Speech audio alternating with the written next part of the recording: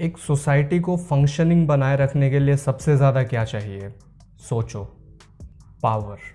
एक सोसाइटी में social order बनाए रखने के लिए या किसी भी टाइप के चेंज के लिए चाहिए पावर। ट्रेडिशनली इस पावर के कॉन्सेप्ट को या तो पॉलिटिकल या इकोनॉमिक्स के लेंस से स्टडी किया गया है। पॉलिटिकल में तो जहाँ पे गवर्नमेंट या स्टेट है और सिटीजन्स हैं, और इकोनॉमिक्स में रिच मिडिल क्लास और वर्किंग क्लास का स्ट्रगल। इन सब में पावर यूनिडायरेक्शनल है, मतलब टॉप टू बॉटम, जहाँ पे स्टेट या इकोनॉमिकली रिच लोग होते हैं टॉप पर और कॉमन लोग होते हैं बॉटम में। तो फ्रेंच फिलोसोफर मिशेल फूको ने पावर के कॉन्सेप्ट में कुछ इंटरेस्टिंग बातें बताई हैं, जो कि हम डिस्कस करेंगे द मामोस्ते के इस एपिसोड में।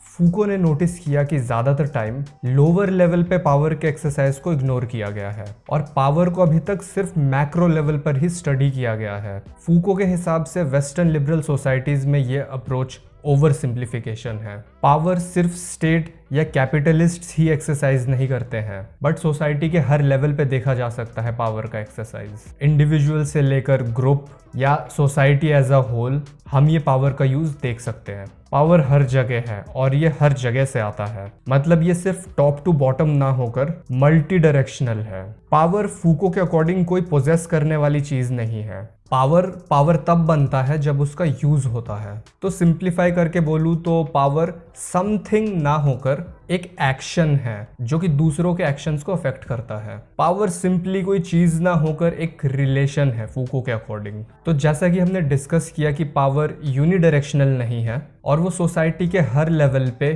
किसी भी डायरेक्शन में देखने को मिल सकता है। फॉर एग्जाम्पल, किसी पर्सन का स्टेट के साथ पावर रिलेशन हो सकता है और at the same time different power relations भी हैं उस पर्सन के, उसके एम्प्लॉयर, फैमिली या ऑर्गेनाइजेशन जिससे वो बिलोंग करता है इनमें। अब मिडिएवल टाइम्स में क्या होता था? एक किंग होता था, वही सोवरन होता था। तो सोवरन एक्सरसाइज ऑफ पावर कैसे करता था?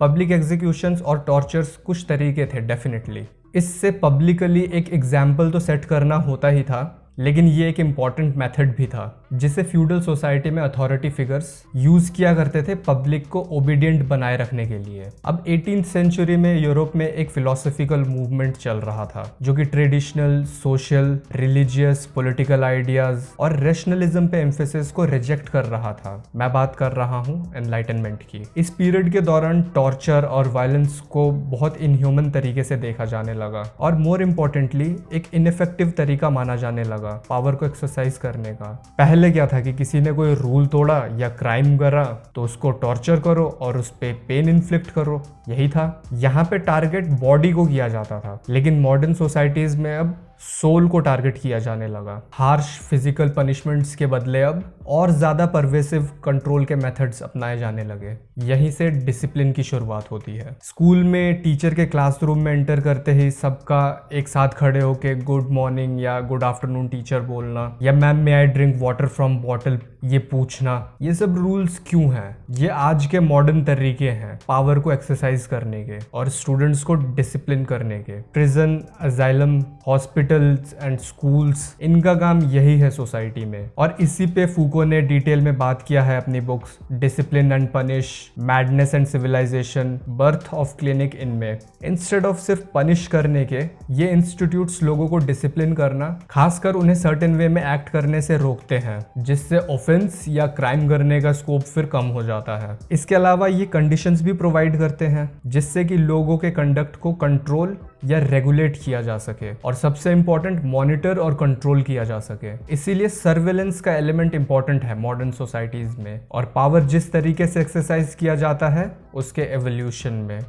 अब एक कॉन्सेप्ट है पैनोप्टिकॉन का। पैनोप्टिकॉन को ऐसे समझो कि वो एक सुप्रीम आई है, बिग बॉस कह लो, जो सब देख सकता है। तो ये बेसिकली प्रिजन में देखने को मिलता है, जहां पर एक वॉच टावर होता है जिससे कि प्रिजन इनमेट्स को कंटिन्यूसली ऑब्जर्व किया जा सके। इन प्रिजन सेल्स में लाइट जल रही होती है कंटिन्यूसली, ताकि इनमेट्स अंधेरे में छुप ना सके। तो प्रिजनर्स कभी सर्टेन नहीं हो सकते कि वो कब सर्वेलेंस में नहीं है, तो इसीलिए फिर वो खुद को डिसिप्लिन करना शुरू करते करते हैं, जो कि एम ही वही होता है। तो पावर ऐसे ही मैकेनिज्म्स के थ्रू एक्सरसाइज होता है। प्रिजन ऐसा करने वाला एक इंस्टीट्यूशन है। यही सेम पैनोप्टिकन का मॉडल हॉस्पिटल, फैक्ट्रीज और स्कूल में भी देखने को मिलता है। स्कूल के कॉन्टेक्स्ट में ये surveillance, attendance records, exams, performance progress reports इनके फॉर्म में देखने को मिलता है। यही सारे एकेडमिक रिकॉर्ड्स पैनोप्टिकन मॉडल सर्वेलेंस का काम करते हैं स्कूल में। पर किस लिए? डिसिप्लिन करने के लिए। स्कूल क्या करने आते हो? पढ़ाई करने और डिसिप्लिन सीखने और नॉलेज लेने।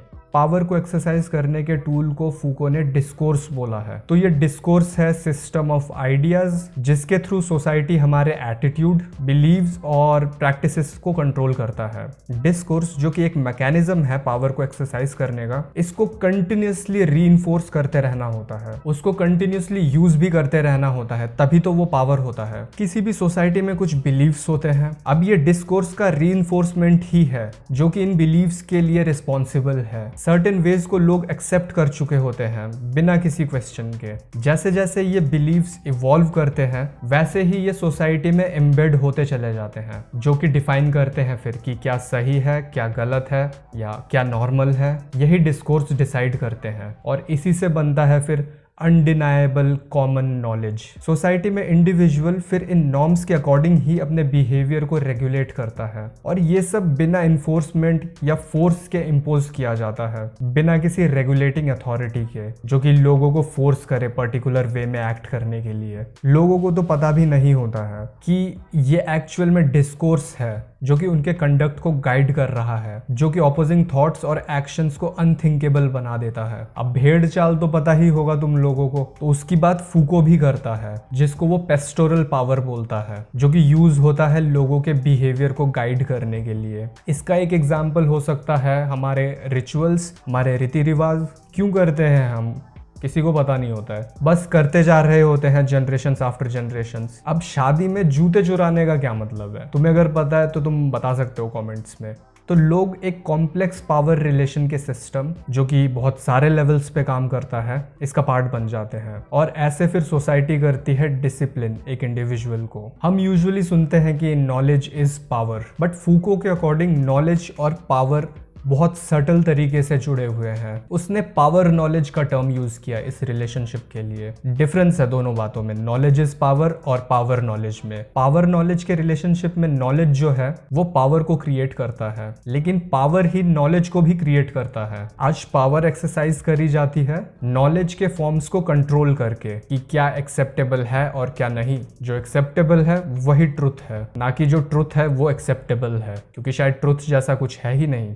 तो ये जो पावर नॉलेज का डायनेमिक्स है, इसका कोई इमीडिएट रिकॉग्नाइजेबल एजेंट या स्ट्रक्चर नहीं है, जैसे कि मिडिएवल टाइम्स में हुआ करता था कि किंग जो है वो डायरेक्ट पनिशमेंट या टॉर्चर के थ्रू अपना पावर एक्सरसाइज कर ले। लेकिन आज इस पावर नॉलेज का कोई स्ट्रक्चर नहीं है, ये हर जगह हर लेवल पे प्रेजेंट है। तो जब कुछ स्पेसिफिक है ही नहीं तो रेजिस्ट किसे किया जाएगा? फूको पॉइंट आउट करता है कि रेजिस्टेंस के फॉर्म में पॉलिटिकल रेजिस्टेंस शायद सोशल चेंजेस नहीं ला सकते, क्योंकि ये ग्राउंड लेवल पे या डे टू डे तरीके जिनके थ्रू पावर एक्सरसाइज होता है, इनको चैलेंज ना करके स्टेट के पावर को चैलेंज करता है, जो कि सफिशिएंट नहीं है। लेकिन फूको ये भी एक्नॉलेज करता है कि रेजिस्टेंस की पॉसिबिलिटी तो है, लेकिन दूसरे तरीके से। तो रेजिस्ट जिसको करना है वो खुद डिस्कोर्स ही है, जो कि चैलेंज किया जा सकता है एक ऑपोजिट डिस्कोर्स के थ्रू। अब डिस्कोर्स की एक और खास बात है, डिस्कोर्स को इंस्ट्रूमेंट ऑफ पावर होने की कंडीशन ये है कि जो सब्जेक्ट्स हैं वो भी पावर रिलेशंस में होने चाहिए, और अगर पावर रिलेशंस हैं तो रेजिस्टेंस की पॉसिबिलिटी भी है, क्योंकि बिना रेजिस्टेंस के पावर को एक्सरसाइज करने की कोई नीड नहीं होती है। तो ये था मिशेल फूको का पावर नॉलेज सिंपल टर्म्स में। वीडियो इन्फॉर्मेटिव लगा तो लाइक करो और सब्सक्राइब करो द मामोस्ते को, और ऐसे ही वीडियोस के नोटिफिकेशन के लिए बेल आइकन को दबाना मत भूलना। मैं मिलता हूँ अगले वीडियो में। पीस।